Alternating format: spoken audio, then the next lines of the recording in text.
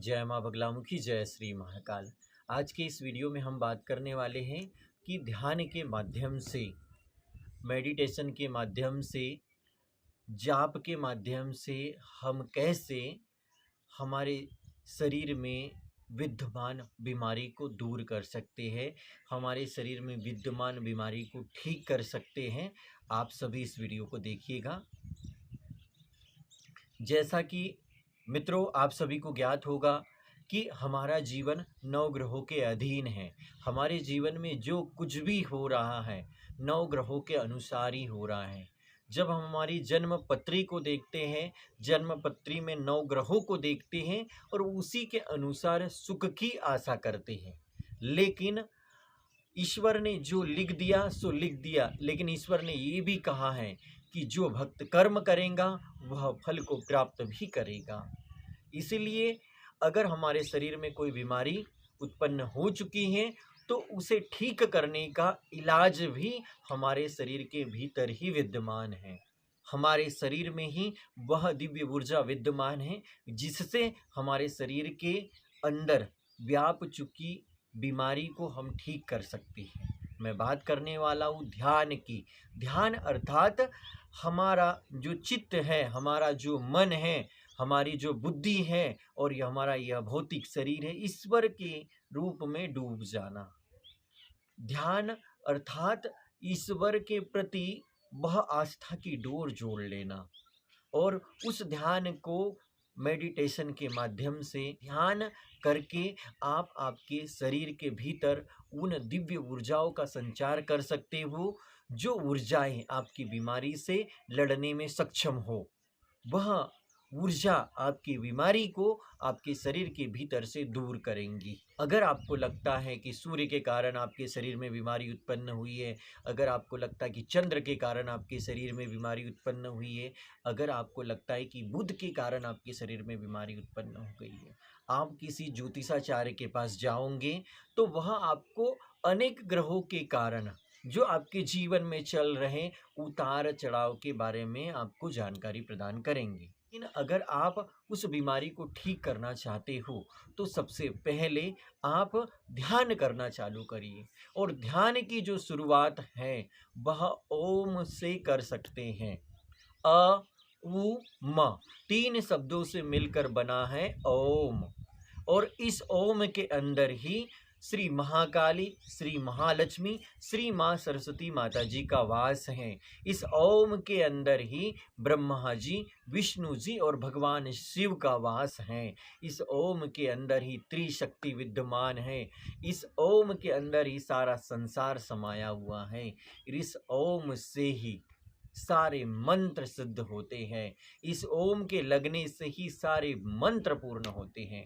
तो इस ओम का आप ध्यान अवश्य करें, इस ओम का चिंतन अवश्य करें।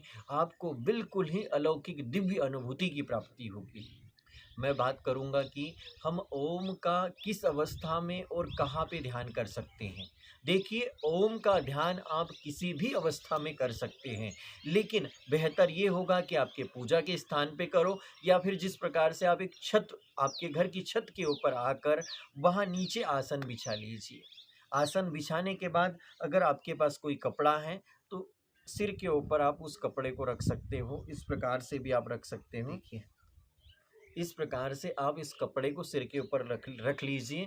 और इसके बाद में आप ये जो मुद्रा देखिए, ये इस मुद्रा में आपको ये जो हाथ की मुद्रा है आपकी इस प्रकार से होना चाहिए और इस प्रकार से आपके दोनों पैरों के ऊपर उसे रख लीजिए। और अगर आप पद्मासन नहीं लगा पा रहे हो तो कोई ज़रूरी बात नहीं है। सुखासन, सीधे हम बैठते हैं, सिंपल अवस्था में हम जब बैठते हैं उसी अवस्था को सुखासन कहते हैं। उस सुखासन में बैठकर भी आप दोनों हथेलियों के इस प्रकार से करके और आपका जो ध्यान है यहाँ जहाँ तिलक आप लगाते हैं वो दोनों भ्रुकुटी के बीच में, यहाँ पे हमारी आत्मा का निवास स्थान होता है। दोनों भ्रुकुटी के बीच में जहाँ हम तिलक लगाते वहाँ पर हमारी आत्मा होती है और इसी आत्मा का चिंतन करना है। बंद कर लीजिए और आंखें बंद करके आपके आत्मा का जो बिंदु है, आत्मा का जो केंद्र बिंदु है, जहाँ तिलक लगाते हो वहाँ पर भगवान शिव का आप चिंतन करिए, भगवान शिव के शिवलिंग का, भगवान शिव की मूर्ति का चिंतन करिए और स्टार्ट करिए ओम का जाप और गहरा ओम का जाप आरंभ करिए। इस प्रकार से आप कर सकते हो।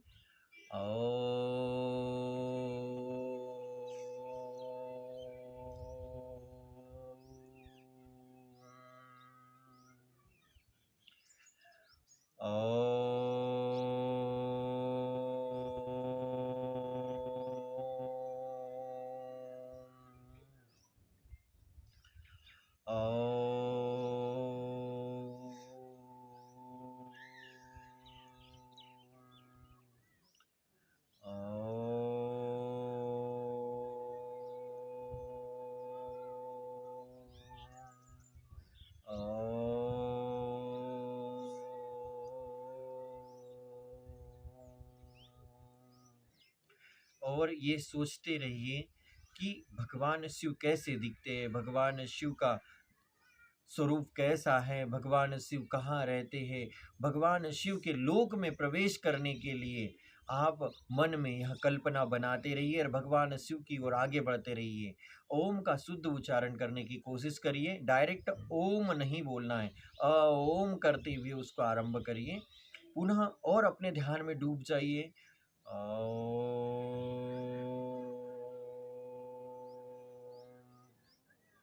इस दौरान जब आप ओम का ध्यान करना चालू करोगे, कई बार ऐसा होगा कि अनेक विचार आपके मन मस्तिष्क में आएंगे और आप कई बार आपका सूक्ष्म शरीर कई दूसरे जगह चला जाएगा, कई दूसरे स्थान चला जाएगा, लेकिन उसे पुनः आप लाइए वापस कि नहीं, तुम्हें भगवान शिव का ध्यान करना है, भगवान शिव के धाम का ध्यान करना है, कैलाश पर्वत का ध्यान करना है। आपको भगवान शिव की छवि बार बार कल्पना शक्ति से प्रकट करने की कोशिश करना है। आपको यह मानना है कि भगवान शिव इस प्रकार से दिख रहे हैं, भगवान शिव का यह लोक है, भगवान शिव के लोक में मैं प्रवेश कर रहा हूँ, भगवान शिव की कृपा का मैं पात्र बन रहा हूँ। कल्पना करते हुए रहना है, अनेक विचारों से लड़ते हुए पुनः आपको एकाग्रचित होना है, भगवान शिव की ओर ही आपको आना है। आप जब ऐसा ओम का ध्यान चालू कर दोगे, ध्यान के माध्यम से आपके शरीर में दिव्य ऊर्जा का संचार होना चालू हो जाएगा और आपको ऐसा लगेगा कि मैं आज 10 मिनट बैठ चुका हूँ। फिर उसके बाद में आप 20 मिनट बैठने का प्रयास करिए, फिर 1 घंटा बैठने का प्रयास करिए। हो सकता है कि पहली बार में आप 5 मिनट ही बैठ पाएँ, हो सकता है कि आप पहली बार 10 मिनट बैठ पाएँ, लेकिन उसके लिए डरने की कोई ज़रूरत नहीं है। आप ओम का थोड़ा-सा ध्यान बैठकर पूजा स्थली पे करें और उसके बाद में आप कोशिश करें कि आप चल रहे हो, घूम रहे हो, अगर गाड़ी चला रहे हो तो उस दौरान में भी बार-बार ओम का ध्यान करें। और जब आप ओम बोलते आ जाएगा आपको, ओम का शुद्ध उच्चारण करते हुए आ जाएगा, तो फिर शिव जी का ओम नमः शिवाय, ओम नमः शिवाय, ओम नमः शिवाय, इस प्रकार से आप ओम नमः शिवाय का जाप करते रहिए। चलते करिए, घूमते करिए, फिरते करिए। इस मंत्र में आपको गुरु की भी आवश्यकता नहीं है। इस मंत्र का कोई साइड इफ़ेक्ट नहीं है, आपको कोई नुकसान नहीं होने वाला है। अगर आपके पास गुरु नहीं है तो आपको सफलता ही मिलना चालू होगा। आप जब ओम नमः शिवाय का भी जाप करना चालू कर दोगे और जब आपको लगेगा कि मैं पूजा के स्थान पे 1 घंटा बैठ पा रहा हूँ, आधा घंटा बैठ पा रहा हूँ और अब मुझे मेरे शरीर के भीतर छिपी नकारात्मक ऊर्जा को निकालना है, मेरे शरीर के भीतर जो बीमारी उत्पन्न हो रही उसको रोकना है, तो फिर इन नवग्रहों का स्तंभन करने वाली भगवान शिव की प्रधान शक्ति दशों महाविद्याओं में 8वीं महाविद्या माँ बगलामुखी माता जी की साधना करना चालू करिए। बगलामुखी माता जी की साधना करने के लिए बगलामुखी माता के सिद्ध साधक से जुड़ना होगा। बगलामुखी माता जी के दिव्य साधक की शरण में जाकर माँ बगलामुखी माता जी की शक्तिपात दीक्षा लेकर फिर एक नए जीवन की शुरुआत करिए। आप देखोगे कि जैसे जैसे आप माँ बगलामुखी माता जी का जाप करते जाओगे, वैसे वैसे आपके शरीर के भीतर से सारी नकारात्मक ऊर्जा पलायन करना चालू कर देंगी और आपका शरीर स्वस्थ होना चालू हो जाएगा।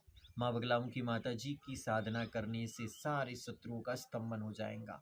अगर आपकी दीक्षा नहीं हुई है और फिर भी आप माँ बगलामुखी माता जी का ध्यान करते हो, तो आप इस मंत्र का स्मरण जरूर करिए। माँ भगवती बगलामुखी माता जी की कृपा आपके जीवन में प्राप्त होना आपको चालू हो जाएगा। मंत्र सुनिएगा, इसी अवस्था में आपको करना है। ये आसन पुनः आपका आसन ऐसा हो, ऊपर आपके सिर के ऊपर एक रुमाल रख लेना आप, और आंखें बंद करके और आज्ञा चक्र की ओर ध्यान आपको लगाना है और इस मंत्र का इस प्रकार सुमरन करें। ओम बगलामुखी देव्यै नमः। ओम बगलामुखी देव्यै नमः। ओम बगलामुखी देव्यै नमः। ओम बगलामुखी देव्यै नमः। और इसी के साथ आप बाबा बटुक भैरव महाराज जी के भी इस मंत्र का आप जाप करिए। ओम बटुक भैरवाय नमः। ओम बटुक भैरवाय नमः। आप माँ बगलामुखी माता जी के साथ भैरव महाराज जी का भी चिंतन करिए, ताकि बाबा की भी आपके जीवन में कृपा हो और माँ बगलामुखी माता जी की भी कृपा हो। और इस प्रकार से आप ध्यान करोगे तो निश्चित ही 1 माह के भीतर आपके शरीर में जो नकारात्मक ऊर्जा है वह आपका शरीर छोड़ देंगी और सकारात्मक ऊर्जा के अंदर भगवान शिव और माता पार्वती जी का वास हो जाएगा। आपके सारे बिगड़े काम बनना चालू हो जाएगा। ओम का ध्यान करने से आपकी महाकुंडलिनी शक्ति के ऊपर जो धूल जमी है वह हटना चालू हो जाएगा। महाकुंडलिनी शक्ति जो आपकी सोई हुई है, सर्पाकार में आपके शरीर में मूलाधार चक्र में विद्यमान है, वह भी जागृत होना चालू हो जाएंगी और आप अलौकिक शक्तियों के मालिक बनना चालू हो जाओगे। आपके शरीर में हजारों दिव्य अलौकिक शक्तियां हैं। उन शक्तियों को गुरु परंपरा से प्राकट्य किया जा सकता है। अगर आप चाहते हो कि माँ बगलामुखी माँ की साधना आपको प्राप्त हो, अगर आप चाहते हो कि एक दिव्य गुरु की शरण आपको प्राप्त हो, अगर आप चाहते हो कि आपकी जीवन की सारी मूलभूत समस्याओं को दूर करने के लिए आप स्वयं ही ध्यान करना चाहते हो, तो आप रविंद्र मानकर से जुड़े, रविंद्र मानकर की माँ बगलामुखी परिवार से जुड़े। आप सभी की रक्षा होंगी। आप सभी को अगर ये वीडियो अच्छा लगा हो तो लाइक, शेयर और कमेंट जरूर करिए। जय माँ बगलामुखी, जय माता की।